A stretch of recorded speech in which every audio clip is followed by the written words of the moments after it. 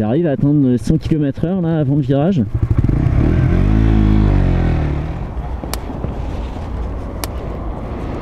Qu'est-ce que je mets comme temps à me préparer? Bon, aujourd'hui, j'avais envie d'essayer une 125, ça faisait un peu longtemps. Et puis on voit pas beaucoup de vidéos de 125. Et du coup j'ai trouvé celle-là qui m'a paru vraiment pas mal. Déjà de look, elle est bien. Alors on va en reparler du look parce que c'est pas bien à 100%. Donc le derrière très bien, un petit cul bien affiné avec un profil comme ça de cul de sportive, une petite cartouche sympa aussi. Je sais pas si on la voit bien. Et donc voilà, tout un ensemble qui se tient plutôt pas mal dans un beau rouge. Et c'est là que les choses se compliquent. Patatras, le devant, ça va pas du tout. C'est quoi ce phare? Direct, les gars ont commencé à designer de l'arrière et puis arrivé ici, ils avaient plus d'argent. Donc voilà, GSX 125, elle fait 133 kg. Donc bon, c'est le poids d'une 125 actuelle, hein. Avant ça faisait plutôt une centaine de kilos les 125 et puis maintenant elles sont pas mal grossies. Et par contre elle est à la limite de la puissance des 125, elle fait 15 chevaux. Donc c'est intéressant. C'est intéressant, la CB125R par exemple fait 13,3 chevaux, donc là on a 10 ou 15% de puissance en plus. Dit comme ça paraît énorme, mais en fait ça fait pas grand chose quoi. Puisque c'est une 125 avec un ordinateur de bord plutôt complet, donc compte tour, vitesse évidemment, rapport engagé. Qu'est-ce qu'on a d'autre? On a le kilométrage total, l'heure, et voilà, c'est déjà pas mal. Et une jauge à essence, et la jauge à essence on le sait tous, c'est super pratique. Et elle est marrante, j'avais fait quelques mètres avant de la stationner où j'ai commencé la vidéo. À chaque fois qu'on passe un rapport et qu'on accélère, vraiment il y a ce petit coup, et c'est pas mal à la pêche quoi.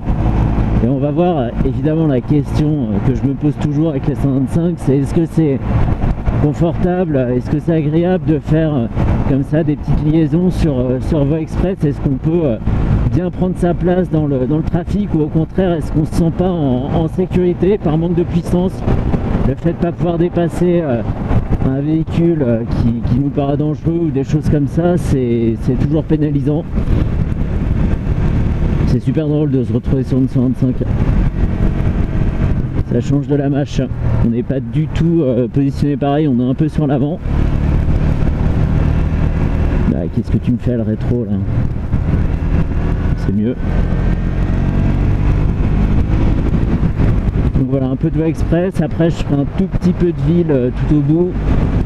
Et entre les deux je couperai parce qu'on va me voir rouler pendant 5 minutes poignée dans l'angle, régime à fond, donc c'est pas super intéressant. Donc c'est une boîte 6.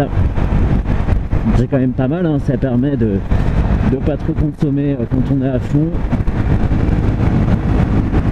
Et aujourd'hui il y a beaucoup de vent, donc s'il y a du bruit dans le micro je m'en excuse, mais j'y suis pas pour grand chose.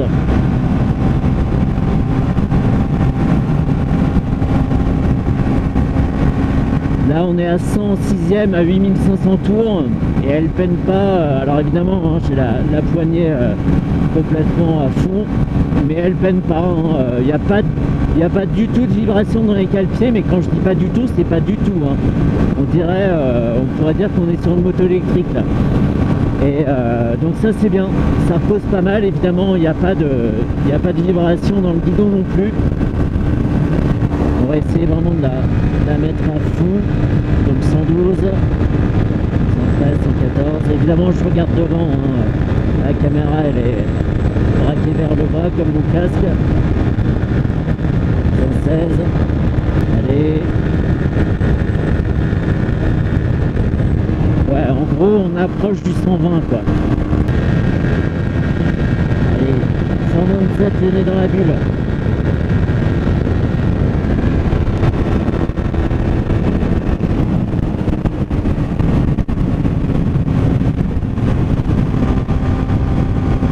C'est pas le renseignement le plus intéressant, hein. Mais voilà, si on veut s'amuser à faire une petite pointe, on peut. Ah, le freinage est bon.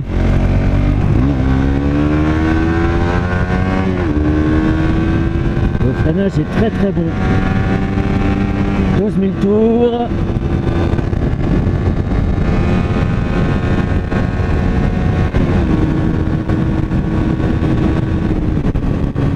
Ouais, donne vraiment cette petite impulsion quand on remet les gaz là après avoir lâché l'embrayage. C'est super plaisant. C'est super plaisant, ça fait une machine vivante en fait. C'est bien. C'est bien, on ressent qu'il se passe quelque chose. Ouais, elle veut y aller, hein, même en 6ème.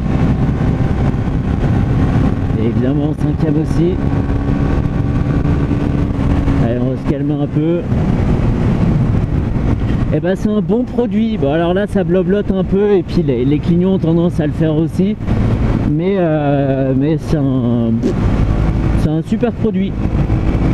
Et puis avec le prix Suzuki, hein, celle-ci coûte 4100 €. Après on rajoute quelques euros pour avoir des petites peintures sympas et Racing Replica et choses comme ça.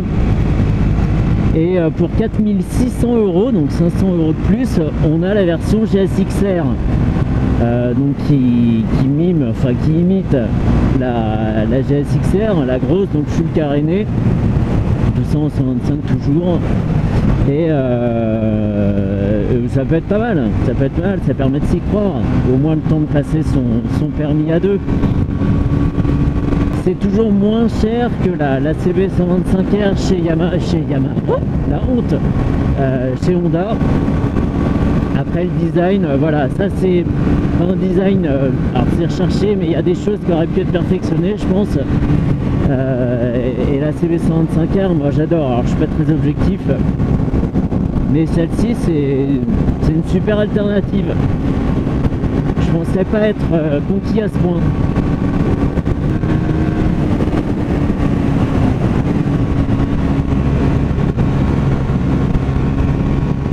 Même sur une petite route comme ça, en roulant à 80, on se fait plaisir. Enfin, moi je me fais plaisir en tout cas, je m'amuse bien. J'ai pas l'air de faire des trucs fous, mais la moto donne du plaisir. Et ce frein, voilà ce que j'aime en 125. Faut pas lancer la moto là. On va se calmer, hein. Suspension, c'est bon, c'est la selle qui est pas très épaisse, on s'enfonce pas dedans, ni là quand on roule, je le sens, hein, ni quand on passe une bosse comme ça. Donc il y a peut-être un petit manque de confort de ce côté là, sinon les suspensions sont bonnes, hein. Oh. Aïe. Bon, j'ai sauté de la selle, alors elles sont peut-être pas si bien que ça. Non, ça va, c'est doux, c'est moi qui attaque un petit peu fort. Blocage de la roue arrière sur le rétrogradage. Trajectoire approximative. On ressort. Et voilà. Et le silencieux fait un bruit excellent pour un truc d'origine. Alors c'est dommage que j'ai pas le micro sous le casque. Attends, le micro sous le casque. Non, le micro sous le casque, je l'ai. Le micro sous le manteau. Parce qu'on entendrait d'autant mieux le bruit du moteur. Et ça vaut le coup sur ce petit silencieux. Allez, essaie de pas faire n'importe quoi. Qu'est-ce que je m'amuse? C'est dingue. C'est dingue, c'est pour ça que je garde toujours une 125 en plus de la grosse, parce que c'est du plaisir, c'est du plaisir, on conduit sans y penser presque, et on peut se permettre des trucs un peu, pas risqués, mais un peu osés. J'arrive à atteindre 100 km/h là avant le virage.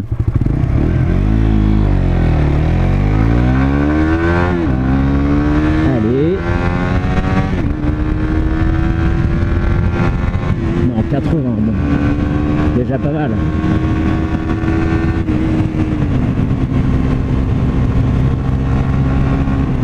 Et elle est pas, le châssis est bon, hein, elle se tord pas dans tous les sens, c'est pas une grosse merguez. Tout suit en fait, les freins, le châssis, et c'est peut-être pour ça que je lui en demande autant à rouler vite comme ça, vite pour une 125.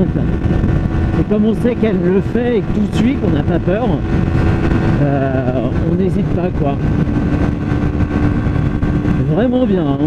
Vraiment bien.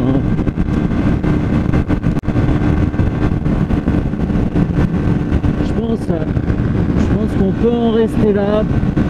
Je mettrai peut-être des bouts de vidéo, enfin des bouts de chemin après s'il se passe quelque chose. Mais je pense qu'on peut en rester là. Et c'était trop bien.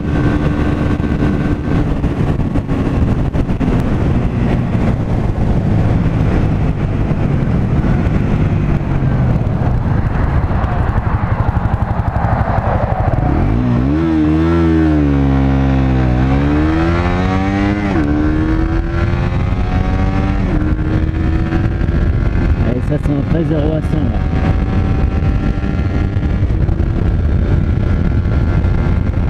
Et 100. Avec une accélération toute pourrie au démarrage, mais vrai 0 à 100.